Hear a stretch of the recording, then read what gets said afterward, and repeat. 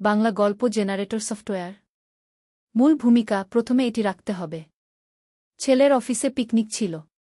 সবাইকে ঘরের তৈরি খাবার নিয়ে যেতে বলেছিল। আমি পায়েস বানিয়ে দিয়েছিলাম। সন্ধ্যায় অফিস থেকে ফিরে সে খুশি হয়ে বলল, মা, তোমার পায়েস সবার খুব পছন্দ হয়েছে। আমি গর্বিত হলাম। তারপর সে বলল, একটা মজার কথা হলো, আমার সিনিয়র কলিগ আমাকে বলেছে তোমার বউ খুব ভালো রাঁধতে পারে। তাকে আমাদের বাসায় নিমন্ত্রণ করো। আমি জিজ্ঞেস করলাম, তুমি তাকে ভুল বুঝিয়ে দিলে না? সে মাথা নাড়ল। বলল, না মা, কারণ আমি চাই তুমি সত্যিই আমার বউ হও। আমার হাত কাঁপতে লাগল।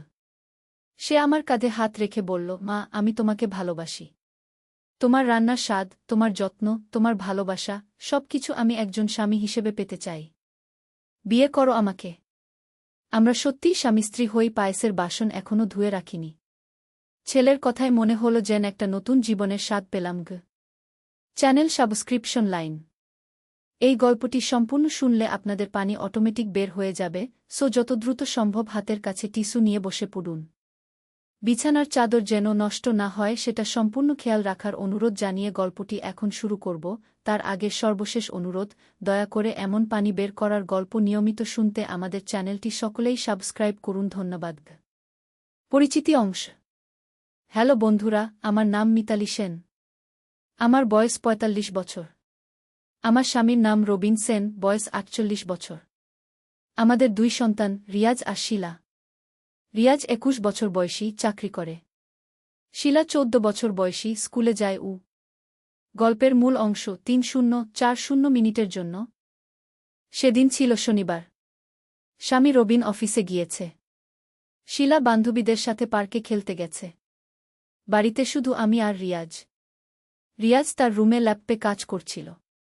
আমি রান্নাঘরে দুপুরের খাবার রান্না করছিলাম। হঠাৎ রিয়াজ রান্নাঘরে এসে আমার পিছনে দাঁড়াল। আমি পিঠে তার উপস্থিতি অনুভব করলাম। মা, সে বলল, তুমি এত সুন্দর কেন? আমি ঘুরে তার দিকে তাকালাম। তার চোখে একটা অদ্ভুত চাহনি।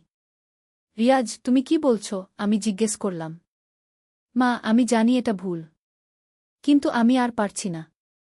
তোমাকে দেখলেই আমার মন অন্যরকম হয়ে যায়।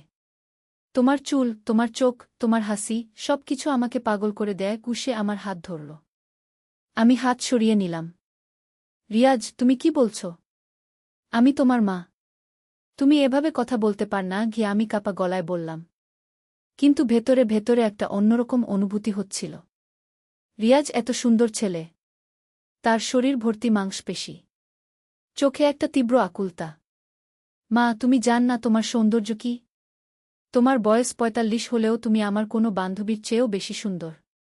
আমি কত রাত জেগে তোমার কথা ভেবেছি। সে আমার কাছে আরও এগিয়ে এল। আমি পিছিয়ে গিয়ে দেওয়ালে পিঠ লাগালাম। রিয়াজ, তুমি এসব ভুলে যাও। তুমি একটা ভালো মেয়ে, বিয়ে করো, সংসার করো। এসব পাগলামি ছাড়ো। আমি তাকে বোঝানোর চেষ্টা করলাম। কিন্তু রিয়াজ আমার আরও কাছে এল। তার গায়ের গন্ধ আমার নাকে এল। একটা মিষ্টি পুরুষালী গন্ধ। আমার মাথা ঘুরে যাচ্ছিল। মা, আমি তোমাকে চাই। তুমি আমার হও। বাবাকে ছেড়ে আমার সাথে চলে যাও। আমরা দূরে কোথাও গিয়ে নতুন জীবন শুরু করি। আমি তার কথা শুনে হকচকিয়ে গেলাম। একদিকে এটা খুবই ভুল, অন্যদিকে আমার মনের গভীরে একটা তৃপ্তি হচ্ছিল। কত বছর পর কেউ আমাকে এভাবে চেয়েছে। রবিন আজকাল আমার দিকে তেমন নজর দেয় না। কিন্তু আমার ছেলে আমাকে নিয়ে এভাবে ভাবছে। রিয়াজ, এসব করা যাবে না। তুমি আমার ছেলে। আমি তোমার মা।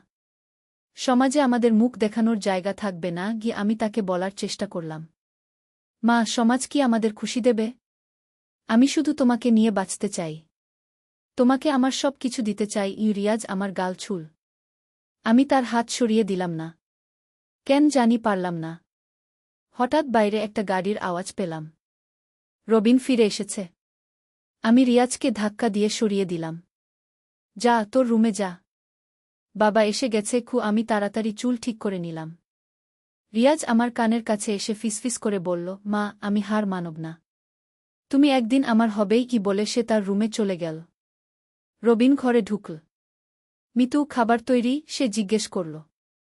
আমি কাঁপা গলায় বললাম, হ্যাঁ, প্রায় হয়ে গেছে। কিন্তু আমার মন তখন রিয়াজের কথাতেই আটকে আছে। পরের কয়েকদিন রিয়াজের সাথে আমার আচরণ অদ্ভুত হয়ে গেল। সে যখনই আমার দিকে তাকায় আমি লজ্জা পাই। কিন্তু একটা অন্যরকম ভালো লাগাও হয়। সে আমাকে দেখে হাসে। আমিও অজান্তে হেসে ফেলি। একদিন রবিন আর শিলা বাজারে গেছে। আমি আর রিয়াজ ঘরে একা। রিয়াজ আমার কাছে এসে বসল। মা, আমার কথাগুলো ভেবেছ? সে জিজ্ঞেস করল। রিয়াজ, এসব ভাবা যায় না। তুমি আমার সন্তান। আমি তোমাকে জন্ম দিয়েছি গু, আমি বললাম। কিন্তু মা, আমি তো আর ছোট নেই। আমি 21 বছরের বড় হয়ে গেছি। আমি জানি কি চাই। রিয়াজ আমার হাত নীল। এবার আমি হাত সরালাম না। তার ছোঁয়া এত নরম। রিয়াজ, তুমি জান না এর পরিণাম কি হতে পারে? আমি বললাম। মা, আমি সব জানি। আমি তোমাকে সত্যিকারের ভালোবাসা দিতে পারব।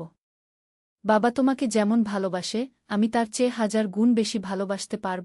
রিয়াজ আমার চোখের দিকে তাকিয়ে বলল। আমার মন দুলতে লাগল। একদিকে মাতৃত্ব, অন্যদিকে একটা নারীর মন। রিয়াজ এত সুন্দর ছেলে। তার কথা শুনে মন ভালো লাগে। কিন্তু এটা তো ভুল।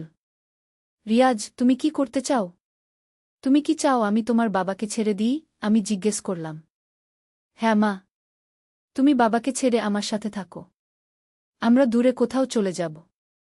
নতুন জায়গায় নতুন পরিচয় নিয়ে থাকব। কেউ জানবে না আমরা মা ছেলে। রিয়াজ আমার 2 হাত নিয়ে নিজের হাতে নিল। আমি তার কথা শুনে হতবাক। এ ছেলে কি করে এত বড় একটা সিদ্ধান্ত নিতে পারে?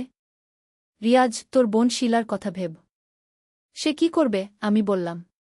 মা, শিলা বাবার সাথে থাকবে। সে বড় হয়ে যাবে। আমরা দূর থেকে তার খোঁজখবর নেব। রিয়াজ বলল। হঠাৎ আমার মনে পড়ল, এ কেমন কথা হচ্ছে? আমি কি সত্যিই এসব নিয়ে ভাবছি? আমি রিয়াজের হাত ছেড়ে দিয়ে উঠে দাঁড়ালাম। রিয়াজ, এসব পাগলামি বন্ধ কর। তুমি একটা ভালো মেয়ে খোঁজ। বিয়ে কর। এসব ভুলে যাও। আমি রান্নাঘরে চলে গেলাম। কিন্তু আমার মন থেকে রিয়াজের কথা যাচ্ছিল না। রাতে শুয়ে ভাবলাম, আমার জীবনে কি আছে? রবিন কাজ নিয়ে ব্যস্ত থাকে। আমার সাথে তেমন কথা বলে না। রিয়াজ আমাকে এত ভালোবাসে। কিন্তু এটা তো সমাজে গ্রহণযোগ্য নয়। পরের দিন রিয়াজ আমার কাছে এসে বলল, মা, আমি একটা চাকরি পেয়েছি ঢাকায়। আমি চলে যাব। আমার বুকে হঠাৎ খালি খালি লাগল। কেন? আমি জিজ্ঞেস করলাম। মা, তুমি আমার প্রস্তাব মানবে না। তাহলে আমার এখানে থেকে লাভ নেই। আমি দূরে গিয়ে নিজেকে ব্যস্ত রাখব। রিয়াজ বলল। আমার চোখে পানি এল। এ ছেলে চলে গেলে আমি কি করব? রিয়াজ, তুমি যেও না। আমার খুব খারাপ লাগবে। আমি বললাম। তাহলে আমার কথা মেনে নাও। রিয়াজ বলল। আমি কিছু বলতে পারলাম না।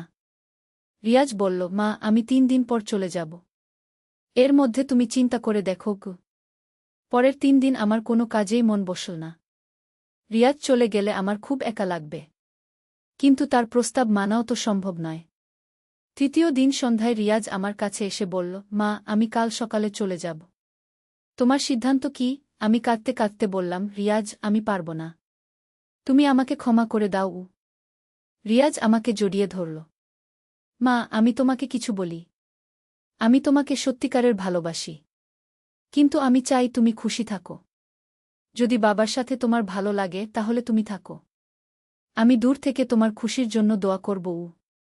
আমি আরও জোরে কাঁদলাম। রিয়াজ, তুমি আমার এত ভালো ছেলে। পরের দিন সকালে রিয়াজ ঢাকার উদ্দেশ্যে রওনা হল। আমি তাকে বিদায় দিতে গিয়ে বুঝলাম আমার জীবনের একটা অংশ চলে গেল। কিন্তু হঠাৎ আমার মনে পড়ল, এ কেমন গল্প হচ্ছে। আমি যে সত্যিকারের গল্প বলতে চেয়েছিলাম সেটা এখনো শুরুই হয়নি। আসলে সেদিন রিয়াজ যখন আমাকে বলেছিল তার সিনিয়র কলিগের কথা, তখন একটা বিস্ময়কর ঘটনা ঘটেছিল। রিয়াজের সিনিয়র কলিগ, যার নাম রাজীব স্যার, তিনি আসলে একজন গোয়েন্দা কর্মকর্তা। তিনি একটা বিশেষ মিশনে ছিলেন। সেদিন অফিসের পিকনিকে তিনি আমার পায়েসের স্বাদ নিয়ে বুঝেছিলেন যে এর মধ্যে একটা বিশেষ উপাদান আছে। আমি জানতামই না যে আমার দাদিমার দেওয়া রেসিপিতে একটা বিরল ভেষজ মেশানো থাকে, যেটা শুধুমাত্র পার্বত্য চট্টগ্রামের একটি নির্দিষ্ট এলাকায় পাওয়া যায়। রাজীব স্যার দীর্ঘদিন ধরে একটা আন্তর্জাতিক চোরাকারবারি চক্রের খোঁজ করছিলেন, যারা এই বিরল ভেষজ চোরাচালান করে বিদেশে পাঠায়। এই ভেষজ থেকে তৈরি হয় অত্যন্ত দামি ওষুধ। আমার পায়েসের স্বাদ নিয়ে তিনি নিশ্চিত হয়েছিলেন যে আমার কাছে এই ভেষজের সন্ধান আছে। তিনি রিয়াজকে বলেছিলেন আমাকে তাদের বাড়িতে নিমন্ত্রণ করতে, কারণ তিনি চান আমার সাথে কথা বলতে। কিন্তু রিয়াজ ভুল বুঝেছিল। সে ভেবেছিল তার কলিগ আমাকে নিয়ে অন্যরকম ভাবনা ভেবেছেন। তাই সে আমাকে বলেছিল তার সিনিয়র আমার রান্নার প্রশংসা করে বলেছেন কি তোমার বউ খুব ভালো রাঁধতে পারে গু। আসলে রাজীব স্যার বলেছিলেন তোমার মা অসাধারণ রাঁধতে পারেন। উনার রান্নায় এমন একটা স্বাদ আছে যেটা আমি আগে কোথাও পাইনি গিয়ে। পরের দিন রাজীব স্যার আমাদের বাড়িতে এলেন। তিনি আমাকে সবকিছু খুলে বললেন। আমি হতবাক হয়ে গেলাম। আমার দাদিমার রেসিপি যে এত গুরুত্বপূর্ণ তা আমি জানতামই না। রাজীব স্যার বললেন আপনার দাদিমা কোথা থেকে এই রেসিপি পেয়েছিলেন সেটা জানা খুবই জরুরি। এই তথ্য দিয়ে আমরা চোরাকারবারি চক্রকে ধরতে পারব গু।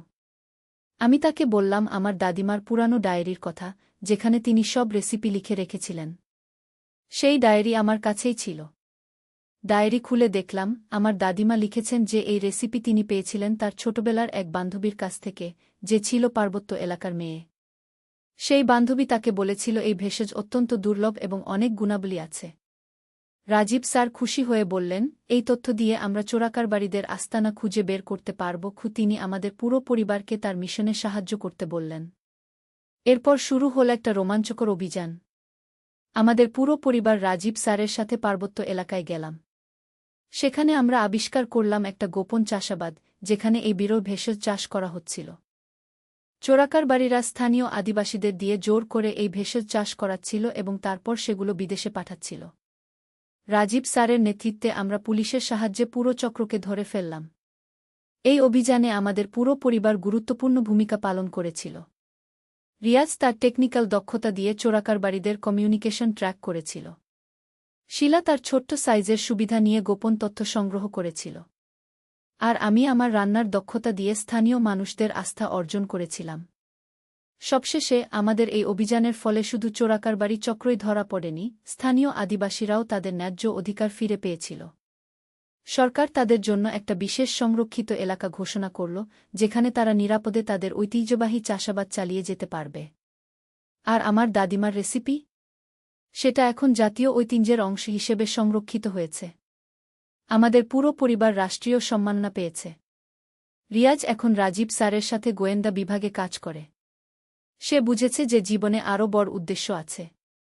শিলা স্কুলে তার অভিজ্ঞতার গল্প বলে সবাইকে অবাক করে দেয়।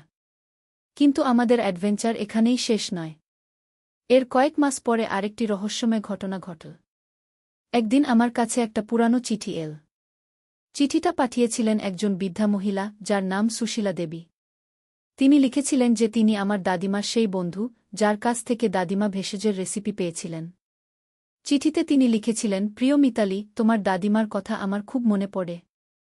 আমি শুনেছি তুমি আমাদের ঐতিহ্যবাহী রেসিপি দিয়ে দেশের অনেক উপকার করেছ। আমার কাছে আরও কিছু গোপন রেসিপি আছে। তুমি যদি চাও আমি সেগুলো তোমার সাথে ভাগ করে নিতে পারি কি?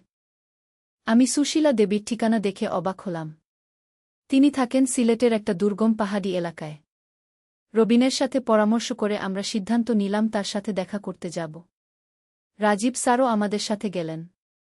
তিনি বললেন এই ধরনের ঐতিহ্যবাহী গান সংরক্ষণ করা খুবই গুরুত্বপূর্ণ। সিলেটে পৌঁছে আমরা দেখলাম সুশীলা দেবী একটা ছোট্ট কুডে ঘরে একা থাকেন। তার বয়স প্রায় ৮০ বছর, কিন্তু তার চোখে এখনও প্রাণবন্ততা। তিনি আমাদের দেখে খুশি হয়ে বললেন, আহা, তোমরা সত্যিই এসেছ। তোমার দাদিমা রুবি আমার খুব ভালো বান্ধবী ছিল। তোমাকে দেখলে তাকে মনে পড়ে। সুশীলা দেবী আমাদের তার বাড়িতে বসালেন। তারপর একটা পুরানো কাঠের সিন্দুক থেকে বের করলেন কয়েকটা হাতে লেখা পুঁথি। এগুলো আমার দাদিনানিদের লেখা। এখানে শুধু রান্নার রেসিপি নয়, আরও অনেক কিছু আছে। ভেষজ চিকিৎসা, প্রাকৃতিক রং তৈরির পদ্ধতি, এমনকি আবহাওয়ার পূর্বাভাস জানার উপায়ও আছে, তিনি গর্বের সাথে বললেন। রাজীব স্যার পুঁথিগুলো দেখে অবাক হয়ে বললেন, এগুলো অমূল্য সম্পদ। এগুলো সংরক্ষণ করা দরকার। সুশীলা দেবী বললেন, আমার কোনো সন্তান নেই। আমি চাই এই জ্ঞান যেন হারিয়ে না যায়। তোমরা যদি এগুলো নিয়ে কাজ কর তাহলে আমি খুশি হব গু। আমি তার কথা শুনে খুব আবেগপ্রবণ হয়ে পড়লাম। আন্টি, আমি আপনার এই জ্ঞান সংরক্ষণ করার জন্য যা যা করা দরকার সব করব। সুশীলা দেবী হাসলেন। তোমার দাদিমার মতোই তুমি। তিনিও এভাবে কথা বলতেন কি? তিনি আমার হাত ধরলেন। এরপর আমরা কয়েকদিন সুশীলা দেবীর কাছে থাকলাম। তিনি আমাদের শিখিয়ে দিলেন কিভাবে প্রাকৃতিক উপাদান দিয়ে বিভিন্ন সমস্যার সমাধান করা যায়। একদিন তিনি বললেন, তোমরা জান, এই পাহাড়ের গভীরে একটা গুহা আছে। সেখানে আমাদের পূর্বপুরুষরা আরও অনেক গোপন জ্ঞান লুকিয়ে রেখেছিলেন। কিন্তু সেখানে যাওয়া খুবই বিপজ্জনক। রিয়াজ আগ্রহের সাথে বলল, আন্টি, আমরা যেতে পারি। আমাদের অভিজ্ঞতা আছে। সুশীলা দেবী মাথা নাড়লেন। সেই গুহায় যেতে হলে বিশেষ প্রস্তুতি নিতে হয়। আর সবচেয়ে বড় কথা, সেখানে একটা অভিশাপ আছে। অভিশাপ? আমি অবাক হয়ে জিজ্ঞেস করলাম। হ্যাঁ, আমাদের পূর্বপুরুষরা সেই গুহায় এমন কিছু জ্ঞান লুকিয়ে রেখেছিলেন যেটা ভুল হাতে পড়লে বিপদ হতে পারে। তাই তারা একটা বিশেষ ধাঁধার মতো রক্ষাকবচ তৈরি করেছিলেন, সুশীলা দেবী বললেন। রাজীব স্যার বললেন, আমরা যদি সাবধানে যাই তাহলে হয়তো সেই জ্ঞান উদ্ধার করতে পারব। পরের দিন আমরা সেই রহস্যময় গুহার উদ্দেশ্যে রওনা হলাম। সুশীলা দেবী আমাদের একটা মানচিত্র আর কিছু বিশেষ তাবিজ দিলেন। এই তাবিজগুলো তোমাদের রক্ষা করবে। আর মানচিত্র অনুসরণ করে চলো। পথে অনেক বিপদ আছে, তিনি আমাদের সতর্ক করে দিলেন। আমরা পাহাড়ের গভীরে ঢুকলাম। পথটা অত্যন্ত দুর্গম। মাঝে মাঝে এত ঘন জঙ্গল যে সূর্যের আলো পর্যন্ত পৌঁছাতে পারে না। কয়েক ঘন্টা হাঁটার পর আমরা একটা বিশাল পাথরের দেওয়ালের সামনে পৌঁছলাম। সেখানে একটা ছোট মুখ দেখা যাচ্ছিল। এটাই সেই গুহা, রিয়াজ বলল। আমরা গুহার মুখে পৌঁছে দেখলাম সেখানে পুরানো অক্ষরে কিছু লেখা আছে। শিলা পড়তে চেষ্টা করে বলল, এখানে লেখা আছে, যে সত্যিকারের জ্ঞানপিপাসু সেই কেবল প্রবেশ করতে পারবে। গুহার ভেতরে ঢুকতেই আমরা দেখলাম চারপাশে অদ্ভুত আলো জ্বলছে। কোনো আগুন নেই, কোনো বিদ্যুতের বাল্ব নেই, অথচ সব কিছু স্পষ্ট দেখা যাচ্ছে। আরও ভেতরে যেতে যেতে আমরা দেখলাম দেওয়ালে অসংখ্য প্রাচীন চিত্র আঁকা। সেখানে দেখানো হয়েছে কিভাবে প্রাচীনকালের মানুষরা প্রকৃতির সাথে মিলেমিশে বাস করত। হঠাৎ আমরা একটা বিশাল হলরুমের মতো জায়গায় পৌঁছলাম। সেখানে মাঝখানে একটা পাথরের টেবিলের উপর অনেকগুলো পুঁথি রাখা। রাজীব স্যার সাবধানে একটা পুঁথি তুলে নিলেন। এগুলো 1000 বছরের পুরানো হতে পারে, তিনি বললেন। আমি একটা পুঁথি খুলে দেখলাম সেখানে অদ্ভুত সব রেসিপি লেখা। শুধু খাবারের রেসিপি নয়, এমন কিছু উপাদানের কথা লেখা যেগুলো আমি আগে কখনো শুনিনি। শিলা হঠাৎ চিৎকার করে বলল, মা, এখানে দেখো। এটা কি? আমরা তার দিকে তাকিয়ে দেখলাম দেওয়ালে একটা বিশাল মানচিত্র আঁকা। সেটা আমাদের দেশের মানচিত্র, কিন্তু তাতে এমন কিছু জায়গা চিহ্নিত আছে যেগুলো আমরা জানি না। এগুলো হয়তো গুপ্তধনের জায়গা, রিয়াজ বলল। রাজীব স্যার মানচিত্রটা ভালো করে দেখলেন। না, এগুলো গুপ্তধন নয়। এগুলো হল প্রাচীন জ্ঞানভাণ্ডারের স্থান। আমাদের পূর্বপুরুষরা দেশের বিভিন্ন জায়গায় এরকম জ্ঞান লুকিয়ে রেখেছিলেন। আমরা সেই মানচিত্রের ছবি তুলে নিলাম। পুঁথিগুলোও সাথে প্যাকেট করলাম। গুহা থেকে বের হওয়ার সময় আমার মনে হল যেন আমরা একটা অভূতপূর্ব অভিজ্ঞতার মধ্য দিয়ে গেলাম। আমাদের দেশের ইতিহাসে এমন অনেক গোপন কাহিনী আছে যেগুলো আমরা জানি না। সুশীলা দেবীর কাছে ফিরে আমরা তাকে সব বললাম। তিনি খুশি হয়ে বললেন, তোমরা ঠিক কাজই করেছ। এখন এই জ্ঞান সংরক্ষণ করো। এটা আমাদের দেশের সম্পদ। আমরা ঢাকায় ফিরে এসে সরকারের সংশ্লিষ্ট বিভাগে এই আবিষ্কারের কথা জানালাম। তারা খুব আগ্রহ দেখালেন এবং এই জ্ঞান সংরক্ষণের জন্য একটা বিশেষ প্রকল্প শুরু করলেন। আমাদের পুরো পরিবার এই প্রকল্পের সাথে যুক্ত হলাম। রবিন তার অফিসের কাজের পাশাপাশি এই প্রকল্পের সময় দিতে শুরু করলেন। রিয়াজ গোয়েন্দা বিভাগের অভিজ্ঞতা কাজে লাগিয়ে নতুন নতুন প্রাচীন স্থান খুঁজে বের করতে লাগল। শিলাও তার স্কুলে এই বিষয় নিয়ে একটা প্রজেক্ট করল। তার শিক্ষকরা খুব প্রশংসা করলেন। আর আমি হয়ে উঠলাম এই প্রাচীন রান্নার রেসিপিগুলোর বিশেষজ্ঞ। বিভিন্ন টিভি চ্যানেল আমাকে ইন্টারভিউ দিতে ডাকে। আমি প্রাচীন বাংলার খাদ্য সংস্কৃতি নিয়ে কথা বলি। কিন্তু সবচেয়ে বড় পরিবর্তন হয়েছে আমাদের পারিবারিক বন্ধনে। আগে আমরা সবাই নিজেদের কাজ নিয়ে ব্যস্ত থাকতাম। এখন আমাদের একটা সাধারণ উদ্দেশ্য আছে। আমরা সবাই মিলে আমাদের দেশের ঐতিহ্য সংরক্ষণের কাজ করি। রিয়াজ এখন আর আগের মতো বিভ্রান্ত নয়। সে বুঝেছে যে জীবনের সত্যিকারের অর্থ কী। সে এখন একটা মেয়ের সাথে পরিচিত হয়েছে যে তার মতোই ঐতিহ্য সংরক্ষণে আগ্রহী। শিলাও গর্ব করে সবাইকে বলে যে তার পরিবার দেশের জন্য কত গুরুত্বপূর্ণ কাজ করেছে। আর রবিন? সে এখন বলে, মিতু, তোমার দাদিমার সেই পায়েসের রেসিপি আমাদের জীবনই বদলে দিয়েছে। আজ যখন আমি আমাদের এই অভিজ্ঞতার কথা ভাবি তখন মনে হয় জীবন কত অদ্ভুত। একটা সাধারণ পায়েসের রেসিপি থেকে শুরু হয়ে আমরা আবিষ্কার করলাম আমাদের দেশের অজানা ইতিহাস। আর সেই রাজীব স্যার, তিনি এখন আমাদের পারিবারিক বন্ধু। মাঝে মাঝে আমাদের বাড়িতে আসেন। আমার রান্না খেয়ে বলেন, মিতালি, তোমার রান্নায় শুধু স্বাদ নেই, ইতিহাসও আছে গু। গত মাসে সুশীলা দেবী আমাদের ঢাকায় বেড়াতে এসেছিলেন। তিনি আমাদের কাজ দেখে খুশি হয়েছেন। তিনি বলেছেন, তোমরা আমাদের পূর্বপুরুষদের স্বপ্ন পূরণ করেছ। এই গল্প শুনে হয়তো মনে হতে পারে যে এসব কল্পনার গল্প। কিন্তু আমি বলতে পারি, আমাদের দেশের প্রতিটা পরিবারের মধ্যেই এরকম অজানা ইতিহাস লুকিয়ে আছে।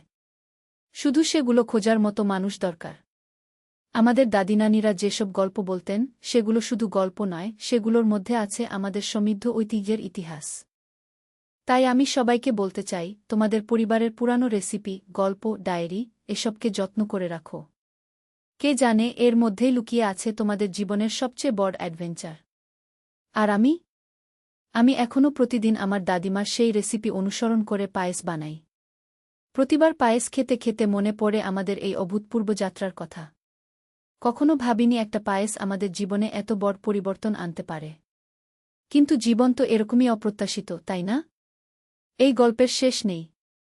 আমরা এখনও নতুন নতুন প্রাচীন স্থান আবিষ্কার করছি। হয়তো আগামীকাল আরও কোনো রহস্যের সমাধান পাব। কিন্তু এই মুহূর্তে আমি খুশি যে আমাদের পরিবার একসাথে থেকে দেশের জন্য কিছু করতে পেরেছে। আর সবচেয়ে বড় কথা, আমরা বুঝেছি যে সত্যিকারের ভালোবাসা কাকে বলে, সেটা হল পরিবার আর দেশের প্রতি ভালোবাসা।